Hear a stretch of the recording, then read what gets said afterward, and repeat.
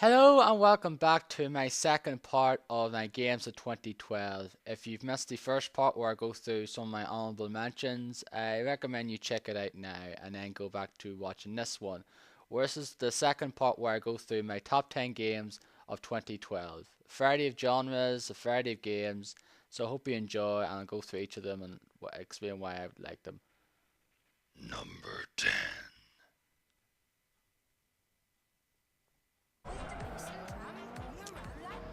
Forza Horizon is the racing game that I pretty much really got into. It's probably the time I've spent most in a racing game since the original Dirt on the Xbox 360 back in 2007.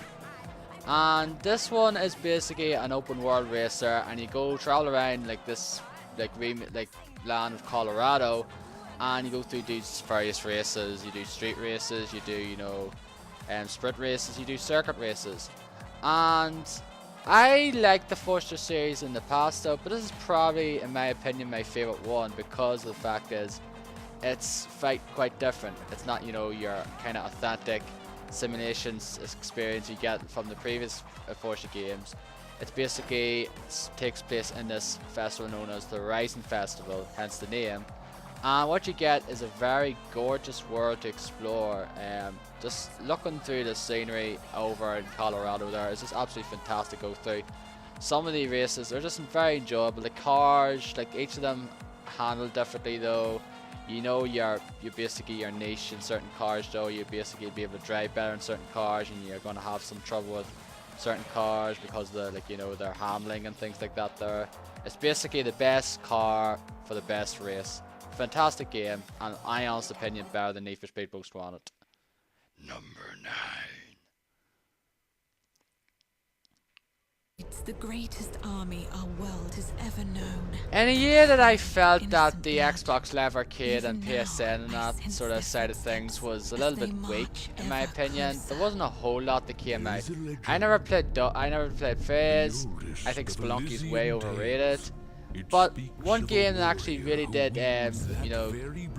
catch my notice is Dust and Legion Tale. I was actually very much looking forward to this game ever since I first saw it, I think sometime last year. And I'm glad that I played it, because what you get here is a fantastic 2D side-scrolling action game with a very interesting story. It deals with kind of mature subjects, despite the way it looks. You might go and get some, cutesy wootsy story, but what you get is not. It deals with mature subjects. It deals with amnesia. It deals with racism in a way. It deals with genocide.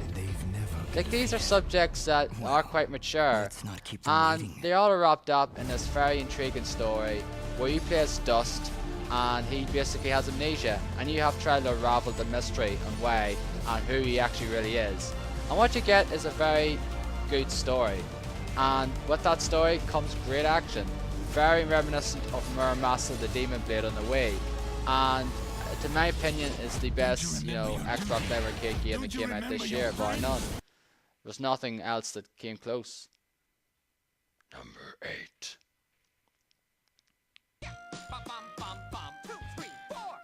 Beat the Beat Rhythm Paradise, or to give it its North American title, Rhythm Heaven Fever, is the follow-up to the Rhythm Heaven / Rhythm Paradise game that came out in the DS a few years ago.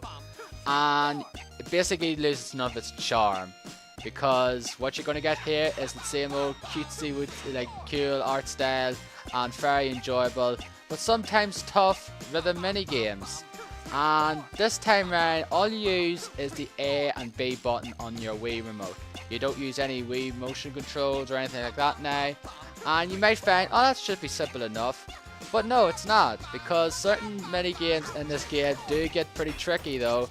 And you have to be pretty good at the rhythm, trying to, press it at the right time though, because if you're not good at rhythm games, then you might not like this game so much though. But if you keep at it though, you might get better though. But it's a fantastic game though, just some great mini games like the wrestling interview, the Screwback Factory, like the rally there you seen there, and just some really intriguing ones. And at the end of each one you get like a remix of the ones you did at that tier, and it's just very enjoyable to play through, and honestly just one of the last great Wii games in my honest opinion to get. Number 7.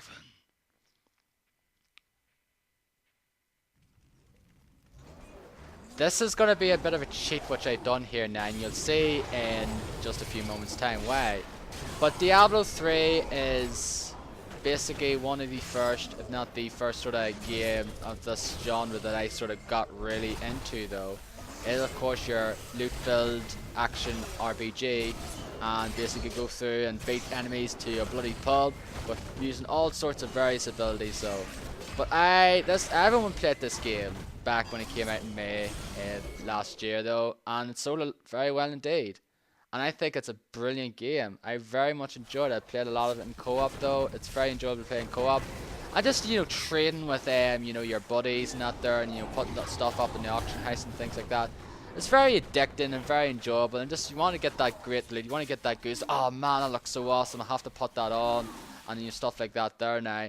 But there was another game that came out later in the year that I got to recently, and I had to put it alongside it because it is entirely the same game. It is pretty much the same game, and it is of course Forza Horizon 2.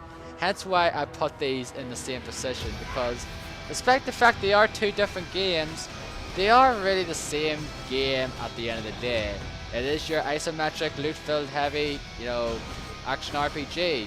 You go around collecting all sorts of loot, trading with your friends, playing co-op, a lot of fun, just beating these, like, you know, grotesque enemies, grotesque monsters, and going through these various dungeons, and you know, doing them again and again. I'm not one of those ones who would go through it again and again, though, but you know, during my experience playing through both of these games, I had a blast, and it's just enjoyable to play, getting the different loot, playing with friends, and both of them look great though, very cool, you know, very nice graphics, so, and my honest opinion, that's why I put them together, because they're both great games. Number 6.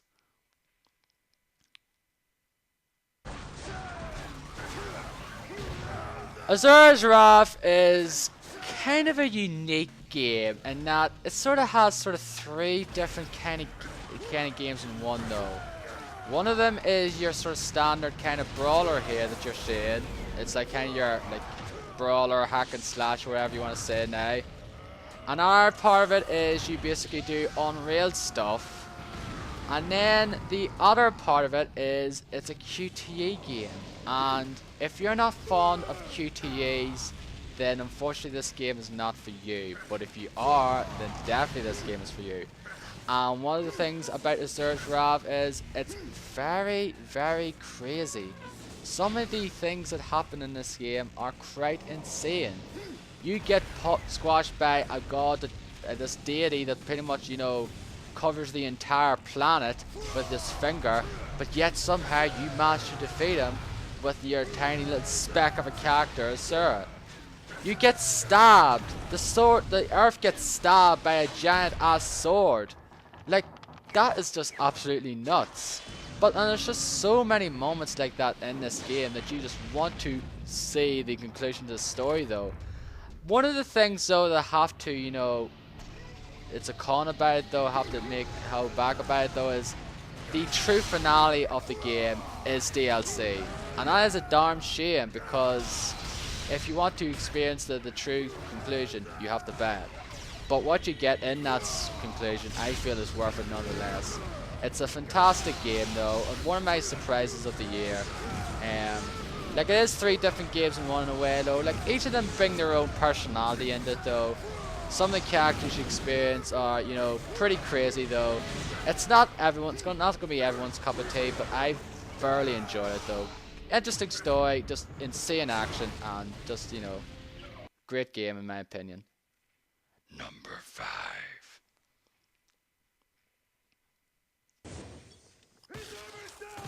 I fucking love Syndicate.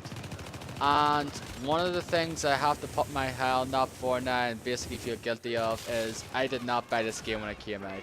I am one of those ones who, you know, pretty much led to this game selling horribly. And that is probably the biggest, you know, thing about this game is it's a great game, but it's sold pretty bad. And that is a damn shame, because this is, to me, is the definitive first person shooter of 2012.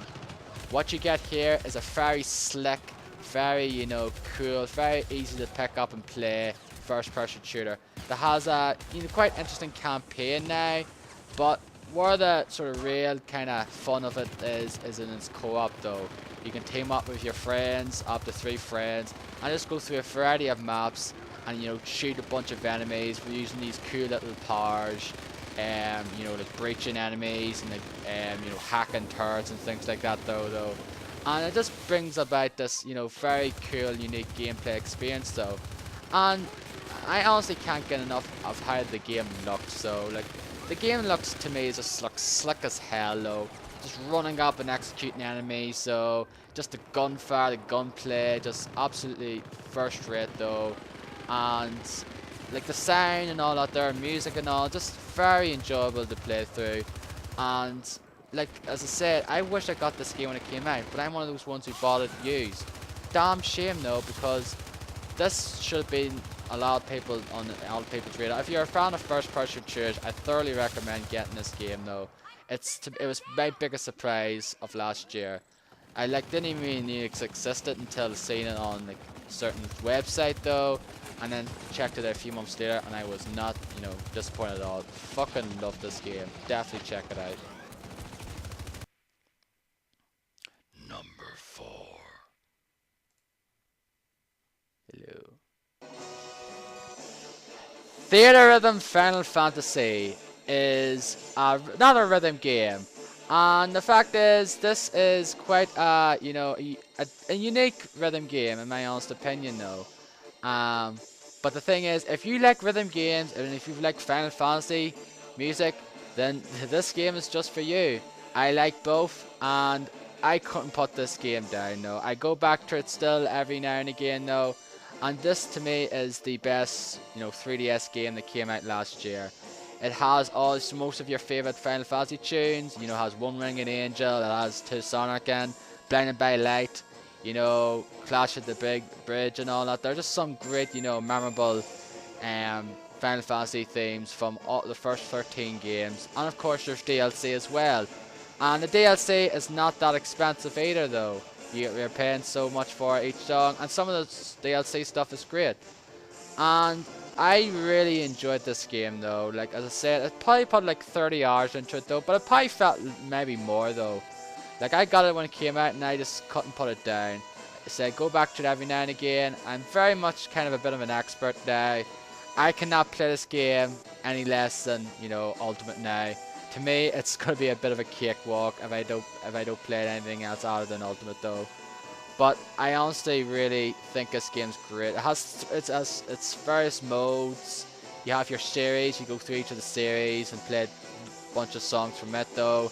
You have these dark notes though, where the higher level is, the more tricky it gets though. And playing the different, you know, tunes, like it's just really a blast to play through though. And you level up your characters with these RPG elements as well. And what you get is a very great package though.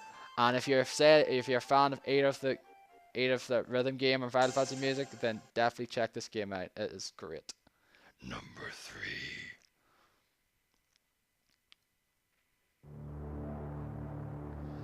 I was a fan of Darksiders when it came out in 2010. It was one of my favorite games of that year, and I was very much looking forward to the sequel. It was one of my most anticipated games of 2012, and to me, I was not disappointed.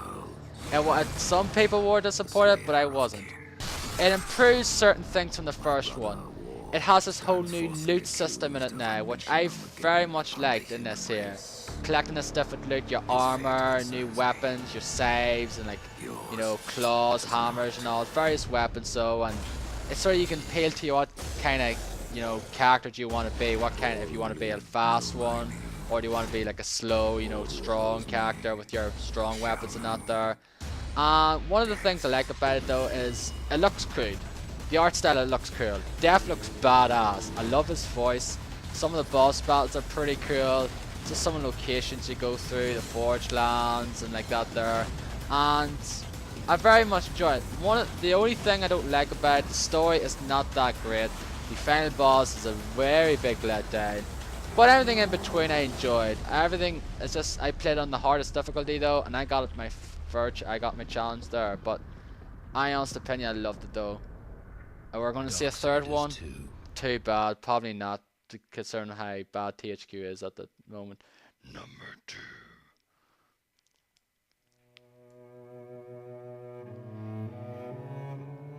One word I could say about Journey is probably some sort of, magical or astounding, whatever you want to call it. It is a game that will take you about 2 hours to finish. And the fact is that I only actually played this game once. I never gone back to play this game.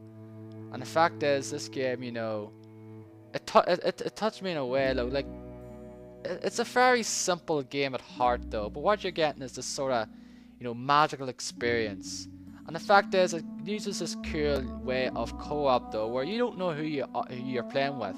Like, you get another person in there, and you're playing with someone else, and you go through the entire game with that person, but you don't know who it is until the very end. And that is just something magical about this game. You journey together, you sort of team up together, you help each other along the way, and then you come across and you don't know who it is. And one of the things I have to say about this game is, it looks gorgeous. Just absolutely a beautiful game though. Any screenshot will just do wonders on your desktop though.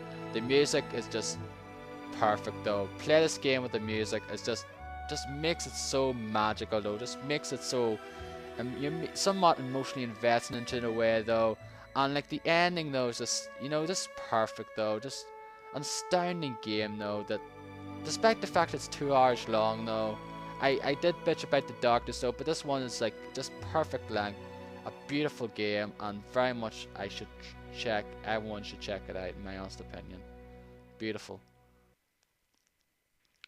Number 1.